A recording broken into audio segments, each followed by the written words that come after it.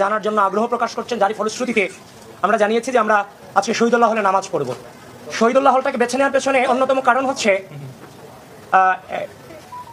কারণ হচ্ছে আপনারা জানেন 15 জুলাই 2024 সন্ধ্যা এবং 16 জুলাই ঢাকা বিশ্ববিদ্যালয়ের শহীদুল্লাহ হল থেকে কিন্তু ছাত্রলীগকে প্রতিরোধ শুরু হয়েছিল সন্ত্রাসের সংগঠনকে, যার ফলশ্রুতিতে আমরা মনে করেছি শহীদুল্লাহ হলে আজকে জুমার নামাজটা আমরা পড়বো। আমার সাথে আমার সেন্ট্রাল যে প্যানেল আছে, ডাকসুর যে প্যানেল, সে প্যানেলের সম্পাদক বৃন্দ এখানে আছেন।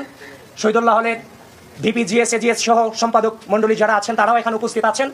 শহীদুল্লাহ হলের প্রতি একটু আলাদাও না, একটু শ্রদ্ধা আছে, এটা স্বাভাবিক ব্যাপার, কারণ তারা 15-16 তারিখ যেভাবে প্রতিরোধ করেছে, যেটা অন্যান্য হলগুলোতে সাহসে রূপান্তরিত হয়েছিল নিঃসন্দেহে।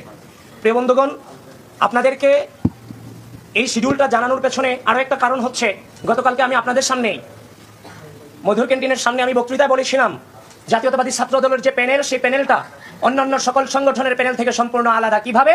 কারণ আমরা দলের অভ্যন্তরীণ সেন্ট্রাল এবং বিশ্ববিদ্যালয়ের নেতৃবৃন্দের ভোটাভুটির মধ্য দিয়ে আমরা সংগঠনে নির্বাচিত হয়ে তারপর এখানে নির্বাচন করতে এসেছি, ডাকসুতে নির্বাচন করতে এসেছি। অন্যান্য সংগঠনের প্রেসিডেন্ট সেক্রেটারি প্রার্থী হয়েছেন, আমার সংগঠনের প্রেসিডেন্ট সেক্রেটারি বৃন্দ ইচ্ছা করলে কিন্তু প্রার্থী হতে পারতেন, কারণ আমাদের সংগঠনের প্রেসিডেন্ট সেক্রেটারি সকলে বিশ্ববিদ্যালয়ের রানিং স্টুডেন্ট।